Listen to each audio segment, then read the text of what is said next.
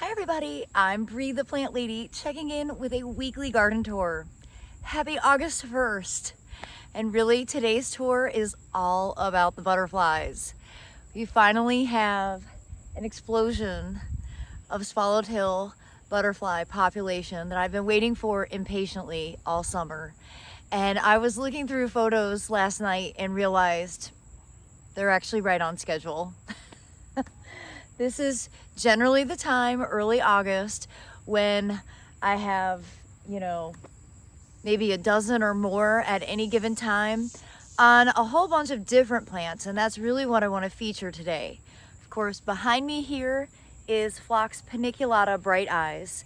And this is a, spreading phlox, fully perennial.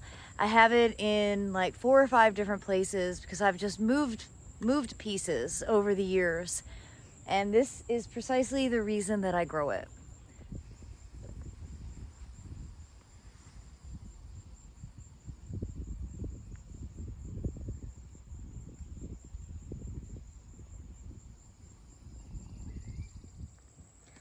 So I don't often feature this bed in the garden tours just because a lot of times there isn't a lot happening out here. And this is a totally unirrigated space. Obviously I don't maintain it all that well. So look, there's still some silene that should be cut down. But the phlox does so well. And I've often shown you pycnanthemum, like at my parents' garden. I have pycnanthemum planted here. And this is also a pollinator magnet, not so much for butterflies, but for lots of other different beneficial insects. Of course, the dwarf crepe myrtles are blooming and doing great. This is the tiger eyes sumac. That is a spreading plant. In this bed, I don't really care, but you can see how it's just kind of suckering from all over the place. I'm really pleased to see the pycnanthemum, even in this much shade, is doing really well. I'd say this viburnum is probably a casualty of drought. Right plant, right place. This viburnum clearly needs more water than it receives out here in the front border. I really should just take a chainsaw to the base and cut that down. Of course, I have more phlox over here, and with it come more beautiful swallowtails. They're not exclusively the reason I garden, but they're a huge motivation for me.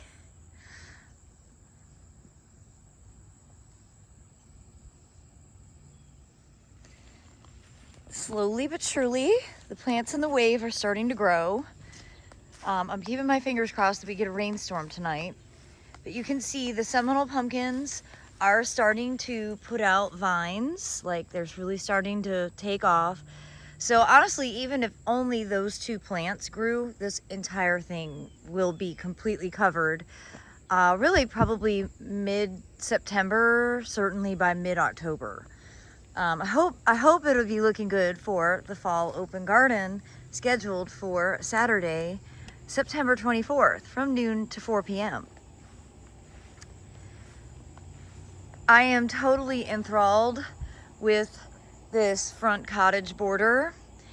I did not expect the buckwheat to get as tall as it did, but I'm a-okay with it.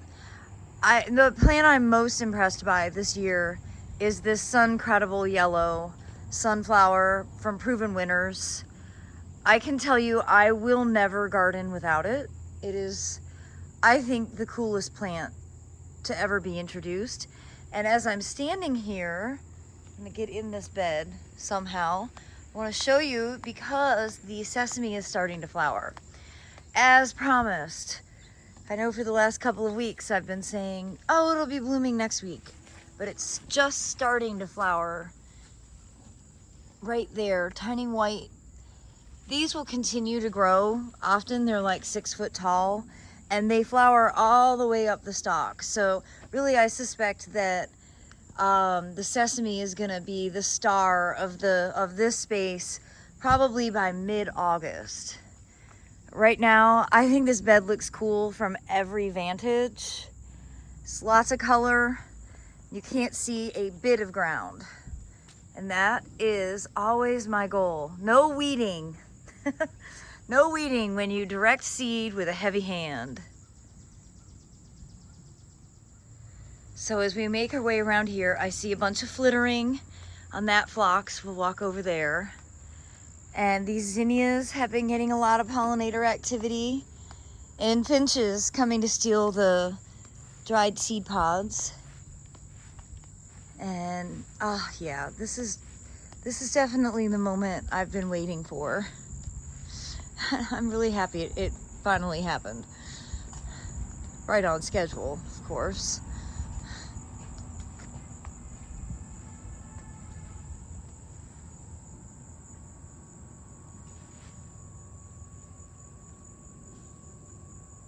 This poor one is a little worse for wear. I suspect that the birds are as happy as I am with all these beautiful floppy butterflies. Birds and cats are the main predators. I've been keeping the cats inside. Well, you can see this Rudbeckia is super floppy. This is precisely what I was trying to explain in the video where we started building a new garden using sand. It's to avoid this sort of habit. And my plan is to transplant a bunch of these to that new bed. But for now, I'm not offended. And look, the pollinators love this. Look at all the bees here.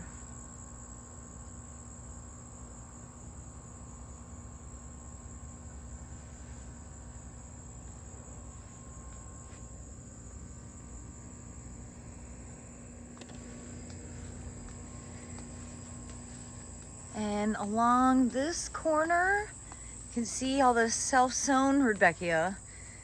I mean, I like that it does this. I edit it to some degree because otherwise it would completely take over. There's actually been a lot of pollinator activity on the hardy lantanas. This is Chapel Hill Gold that's been reliably perennial for me. And over here, I see more swallowtails on this big block of phlox. This is also bright eyes. It's definitely the best variety that I grow. There's one called Gina that is also like heavy for pollinator activity. Unfortunately, Gina died for me. I think nematodes got it, and I don't know what's going on here, but I want to show you. It's getting some kind of wilt, and it shouldn't be dry. Like, you know, it's patchy. So there is some sort of disease issue happening in this phlox. My solution will be really simple. I'm just going to come and cut those stalks down. But I need to do that when I actually put some bug spray on. Oh my gosh, the mosquitoes are so bad. But the butterflies are so good.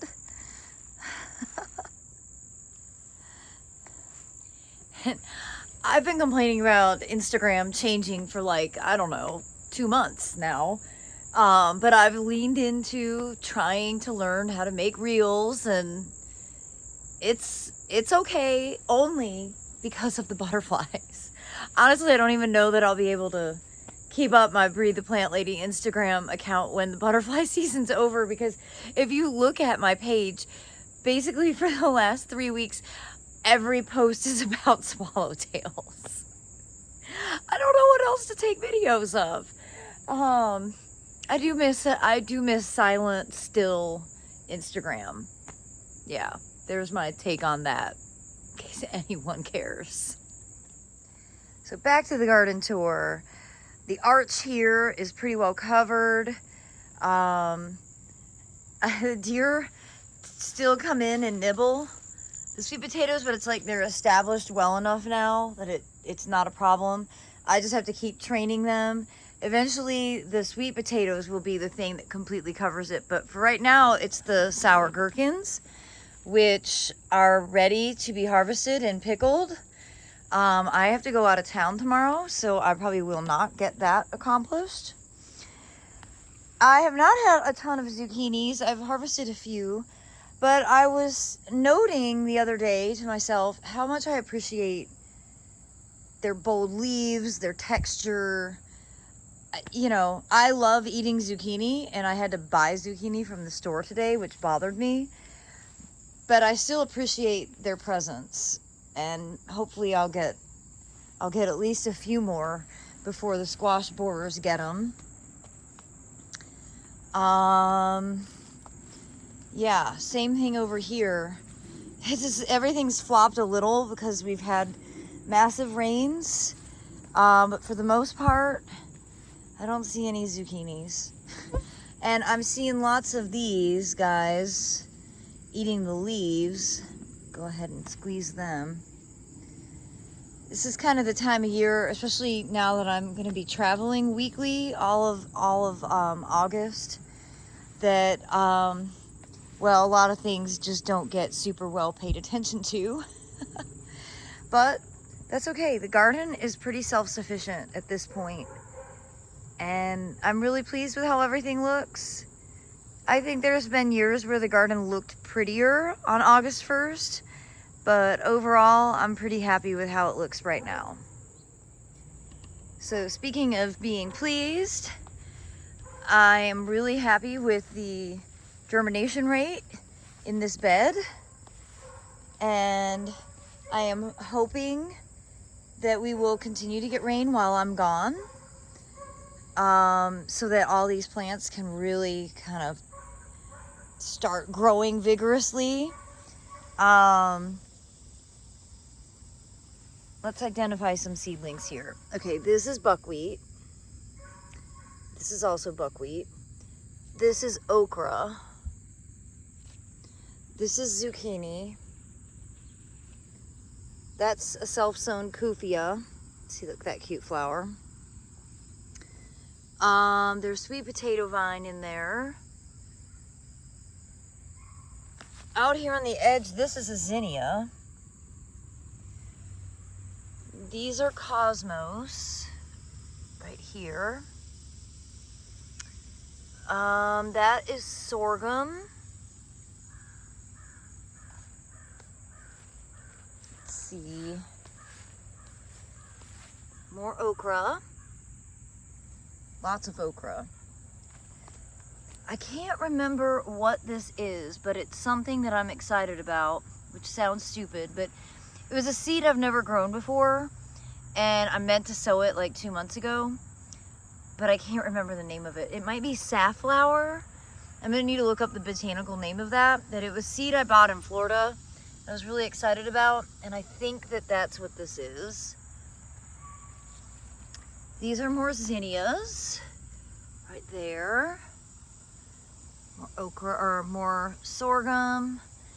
Lots of okra. You know, remember we did 10 varieties of okra in here, so hopefully it wasn't too late, because I love eating okra and I would really like to start harvesting okra. There's a huge patch of okra right there. Not exactly how you're supposed to sow it, but that's okay.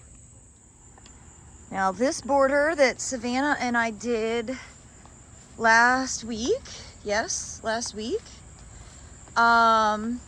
things are growing well.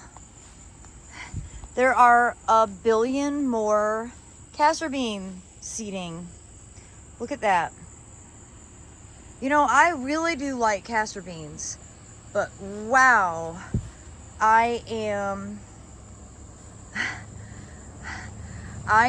in awe of this seeding habit. I know I didn't do a good job of collecting the seeds from this bed last year, so that's my own fault. Now in here, other things that are growing, this is sesame. We did dark seeded sesame, so that's the black seed with a pink flower. Of course there's nutsedge, because, well, there always is. Stupid nutsedge. Ugh, bane of my summer existence. This looks like a zinnia right here. We sowed a ton of different seeds, but some of them might have been old and didn't germinate. Like, I don't see any marigolds. And I really like marigolds. Was hoping to get some, but oh well. Next year, top of the list. And I just did my top 5 plants a few days ago. This crinum, of course, made the list. I can see this from my kitchen window, and it looks so awesome. And I wanted to show you this great big writing spider or banana spider. I know we featured this last week too. They're just so cool. And they just get bigger and bigger and bigger. Has some food in there. They do a really efficient job of basically capturing anything that moves. And of course the limelight hydrangea also made it onto my top 5 list. How could it not? Look at that plant. I should have done a better job getting all the old flowers off, because they're not that pretty. At least do that. It's such a gorgeous, gorgeous shrub. I finally have a hydrangea flower. And that's because these plants got really injured back in March when we got down to like 12 degrees after having been frost free for quite some time. And you can see, you know, there's lots of dead wood that I'd ever bothered to prune out, and I was being pouty and just being like, God, I just, my tolerance for hydrangeas is pretty low because they are just generally underperformers for me. I know in some regions they're awesome, but here in Central North Carolina, more often than not, they get damaged by late frosts and they don't really do what they should do. And not to like be too mean about hydrangea macrophylla, but God, they take a ton of water and they wilt every time the temperatures are over 85 degrees, which is every single day here. You know, if you have a choice between that thing with one flower or hydrangea paniculata that is drought tolerant and will tolerate sun and puts out 1,000 blooms regardless of the fact that it got to be cold in March, which it should get cold in March, 100%, I'm always going to choose hydrangea paniculata. I can't help it. In my garden, there is no comparing. I have to say this superstar right now in my mind is this Gerber daisy, and I don't know its name. I don't actually even know where it came from, but look at those pretty flowers. Of course, next to it is another plant that I really, really hate. This is the mulberry weed, and it sets about 1,000 seeds, maybe more than 1,000 seeds. And that California poppy just keeps on going. It's starting to do what I expected it to do several months ago, kind of brown out. And that's certainly because, you know, we've had a lot of moisture. I really need to come in here and deal with this mulberry weed before it goes to seed. If you can get the weeds before their seeds are ripe, you will help break the generational cycle of them self-sowing. So I encourage you to do it in the moment when you're standing in front of it. Don't put it off. Doesn't always take a ton of time. Well, this part, this west side of the greenhouse is rocking and rolling. I have got some great eggplants that I will need to tell my husband David to make sure he doesn't forget to harvest. And look, we've got some nice red peppers. These will need to be harvested. This is definitely the time of year where we can make a lot of meals just from coming outside and gathering stuff. It's definitely been a slow tomato year. Not a great tomato year for me, but I'm not throwing the tomato tasting this year, so it doesn't matter. And along this border, you know, last week we moved some swallowtails here to the fennel, the swallowtail caterpillars, and they are doing well. I see one right here. Hopefully more to come. I don't see the others. I think we moved about 5 or 6. I did see butterflies laying eggs on this celery. So hopefully that means we will end up with caterpillars here to munch on this, and another generation of butterflies to come. The next round of raspberries are well on their way. I've been nibbling on these. They are so delicious. And I haven't eaten any figs. I don't know if any of these have actually gotten ripe or not. It's like the biggest ones are out of my reach, of course. It's how they go. I had blight wipe out quite a few of these late planted tomatoes. So I don't know, it's kind of like it's so confusing with tomatoes. They just don't really like living here. So you can see these pots are all pretty much empty. So when I get back, I will start sowing some fall seeds. But, you know, we have a couple of tomatoes that are happy and healthy. And hopefully we'll get, you know, at least some productivity from them. Do I dare try to eat some of the champagne grapes this week? They were not ripe a week ago. Well, let's try. They are seedless, which is really great. Nope. Not fully ripe. Better than they were a week ago, but no. Quite tart. This bed is still like utter chaos. I haven't really done anything. I edited a couple castor beans. You can see this is what the castor bean seed pods look like. These aren't fully mature yet because they're still soft. But if you don't want them to self-sow, now is the moment. You go ahead and just cut this out. And then you won't run the risk of those seeds dropping and germinating. It will continue to set seeds for the rest of the growing season. Castor beans die with frost, so they're a frost-sensitive plant. I'm usually pretty good about taking off the early seed pods, and then like fall hits and I don't keep up because they get so tall I can't reach them, and that's where I get so much self-seeding, which all of these are self-sown as well. And I'm glad because I want to have a few, but I definitely don't want, you know, 1,000 in one tiny spot. I was lamenting that this border is really boring and all green, and I guess I forgot to plant coleus or something to give it some oomph, but it looks all right. You know, I love the papyrus, and you know, no 2 years are ever the same. And the pots here are doing well. The rice, which I featured in my top 5 plants, this was the rice that I sowed in late April. And you see it is starting to set seed. It's starting to flower. It's not seeding yet. This is just the flowering stage. This plant is a little behind. You see there's a few seeds here coming, flower stalks. Black Madras isn't showing any signs. These were sown much later. I'm not exactly sure if this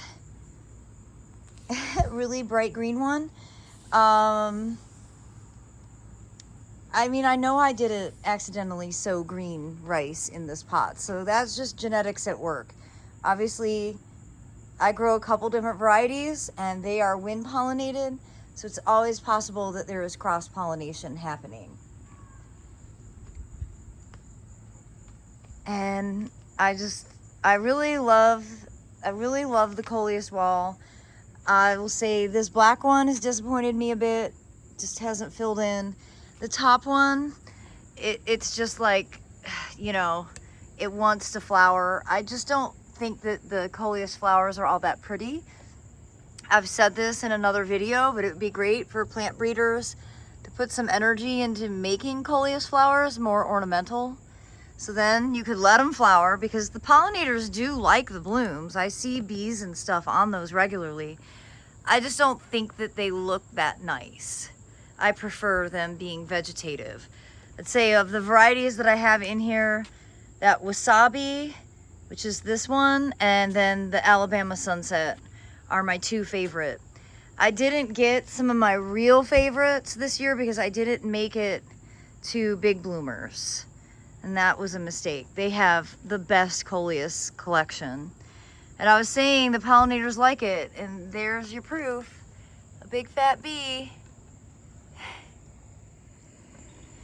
Well, all of these containers here in the Airbnb garden are rocking and rolling.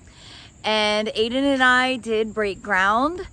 We didn't plant anything yet, but we did put out a yard of sand in this bed that is here in the crook of the driveway. We have more sand that we need to put out.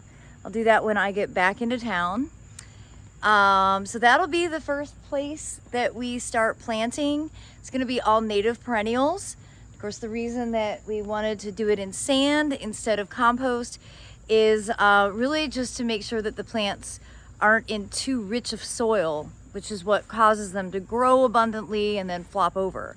So when you're doing native perennials, you really have to think critically about, what you're growing them in. And like in my case, in my garden, all of my beds are super enriched because I grow vegetables integrated with everything. It may not always be the right choice, particularly with some of the more robust native plants. So taking a cue from my good friend Kelly Norris, who lives in Des Moines. I'll be visiting him in September. Don't worry, I will make a garden tour when I'm there. And he's just done a huge sand installation on his property, and so I've been gleaning information from him on that subject. Well, I look forward to sharing lots of cool videos in this coming week as I head up to Pennsylvania, and I get the opportunity to catch up with a lot of industry friends at the Perennial Plant Association meeting. And I'll also be visiting some of my favorite gardens of all time, including Chanticleer and Longwood. And I'm gonna try my best to make garden tours while I am there to share with all of you. So I hope you all have a fantastic week, and stay safe, happy gardening, and I will check in soon. Take care, everybody.